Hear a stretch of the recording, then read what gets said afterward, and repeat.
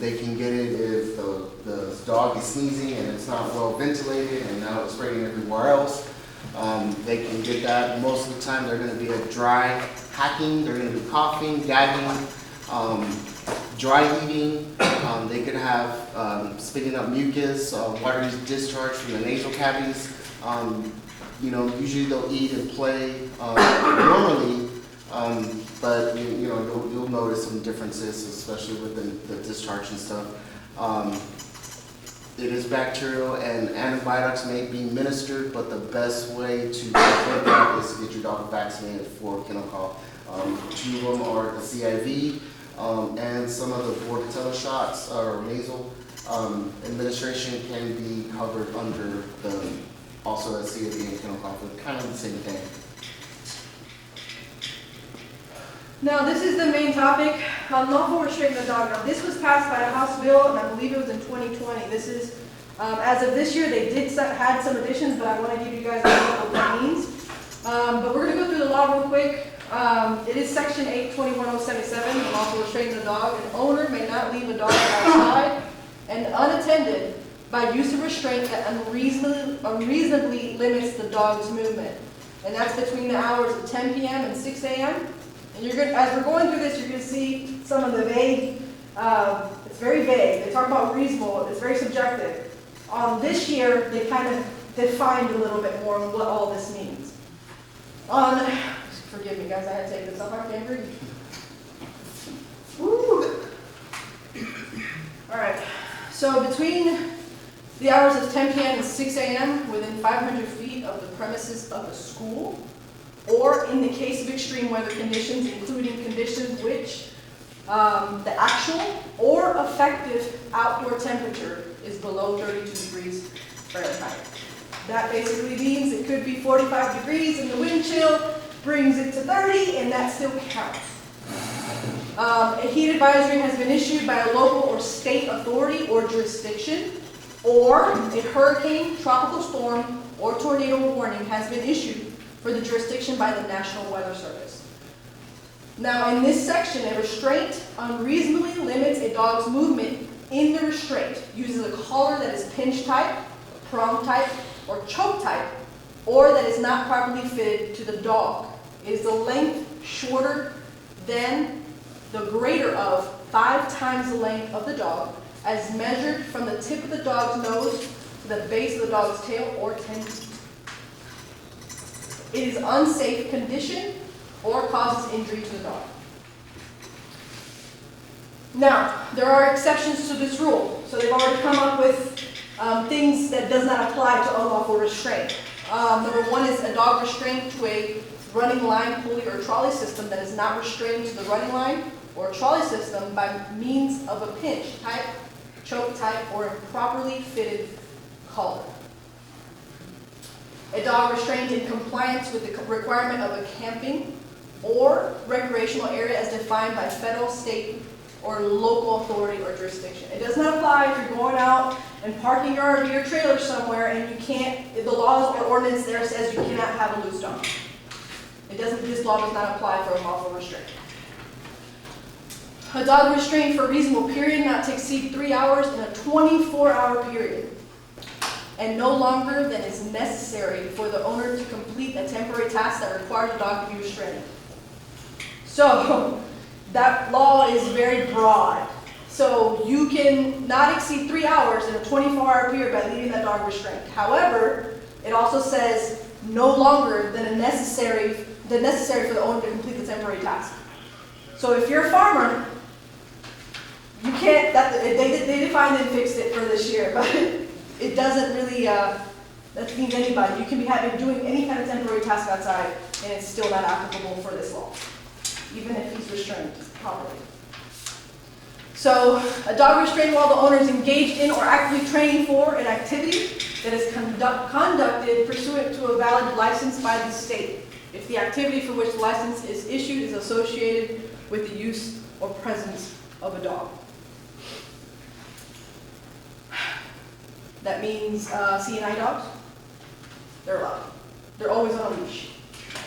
A dog restrained with the owner is engaged in conduct directly related to the business of shepherding or herding cattle or livestock, or a dog restrained while the owner is engaged in conduct directly related to the business of cultivating agricultural products if the restraint is reasonably necessary for the safety of the dog.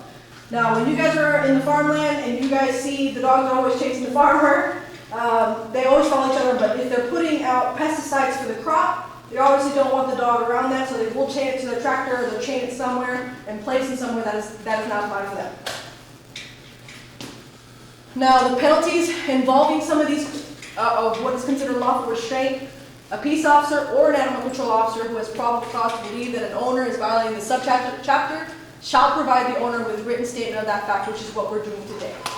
We've been doing that. You get a door hanger that says the date and time, which is required by law, and it states what you're in violation of, and they get that notice. If within 24 hours that is not corrected, and we still see that issue, a Class C misdemeanor citation is given to that owner. A person commits an offense if the person violates a subchapter and has previously been convicted of it. So if they've went through our courts and they've already been cited, it's a Class B arrestable offense at that time, if they've been convicted in this court. If a person fails to comply with a subchapter with respect to more than one dog, the person's conduct with respect to each dog constitutes a separate offense. So if you have 6 dogs and you're doing the same thing to each one and it falls into a lawful restraint, each dog is a separate offense and a separate citation. Now this is the update. They defined adequate shelter. That means a sturdy structure that provides a dog protection from inclement weather and with dimensions that allow the dog while in the shelter to stand erect, sit, turn around, and lie down in a normal position. Collar means a band of material specifically designed to be placed around the dog's neck. Harness means a set of straps constructed of nylon, leather, or similar material specifically designed to restrain or control the dog. Inclement weather is defined as rain, hail, sleet, snow, high winds, extreme low temperatures, or extreme high. An owner means, and this is really important, a person who owns or has custody or control of a dog. It says owns or has custody or control of a dog. I know that we have a lot of strays in our city, whether it's cat or dog. Whether it's coming from within the city or from outside the city makes no difference. A lot of people have a caring heart and caring nature. The minute you let them in your backyard and you start feeding them, you are the owner. So it's very important that you guys are careful with this.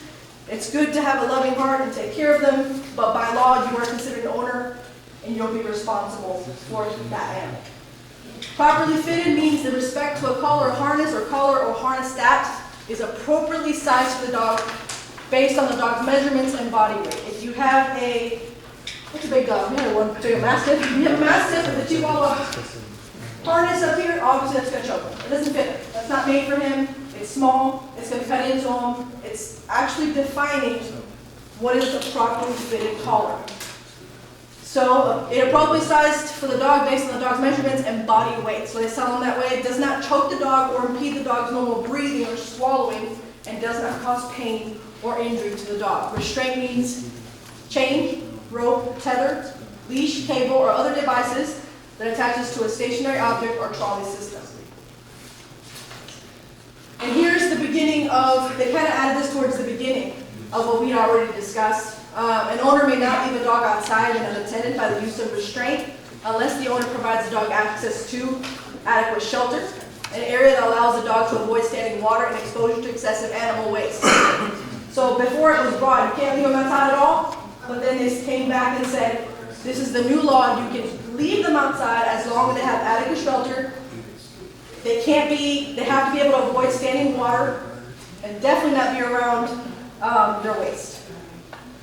Shade from direct sunlight, so they have to have some place they can not be in direct sunlight, and they have to have clean water, which is potable water. An owner may not restrain a dog outside and unattended by the use of restraint that is a chain. Not legal anymore. You cannot use a chain. It cannot have weights attached. And 3, it says shorter in the length and the greater of. That's where they had applied it where they had applied it. I had already read that to y'all. Now there are we're going to kind of move on. Anybody have any questions about that law? Okay. Public nuisance. It could be a large stray. You have a stray out there, depends on the person and nuisance, could be a cat or too many cats, too many possums, too many raccoons. They definitely damage property. Molests or intimidates pedestrians or passerbys, trespasses on school grounds, it chases vehicles, excessively makes disturbing noises, including continued howling, barking, or whining, attacks other domestic animals or humans, and causes unsanitary fouling of the air. Lost animals, we get those a lot. Woo. Yeah, we do. We get those a lot. One of the best parts of what they do, of what my guys do, and Mike is great about this, when he gets a call for, hey, we got a lost cat out here, we have a dog that's just running around, he looks really skinny, we get those a lot. He'll go out there, he'll scan them, if they're microchipped, we get them home. Now, I'm probably going to go over this here in a little bit about microchipping. We do provide that at the animal shelter for $10. If you want to get your animal microchipped, so that way if it does get out and it gets scanned, it gets returned to you, it's registered to you, and we can have a phone call and call if we find it. And it's not if you want to, it's required by the ordinance. Yes, sorry. It's not if you want to, it's a requirement. No, but I meant as far as coming to get it from us. I apologize. So, a collar or microchip are on stray hold at the shelter for no less than 120 hours, 5 business days.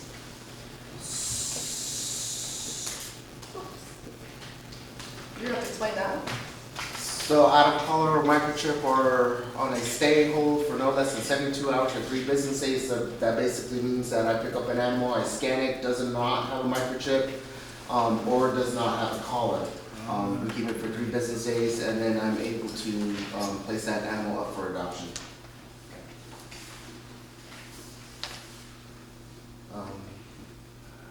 Is the one with the 5 business days? The 5 business days, that is, the microchip is registered to somebody, and I have to do a little bit of digging to figure out who that owner is, or the animal does have a collar on, even though it doesn't have identifying marks that somebody placed that collar on that animal, so that animal is owned by somebody. So I have to give them 5 business days before I can say that it's ours and place that animal up for adoption. Now, before we put them out for adoption, he does take them to the doctor. We make sure that they get their vaccines, or if anything, any medical help that they need, we do check them. And it ends up being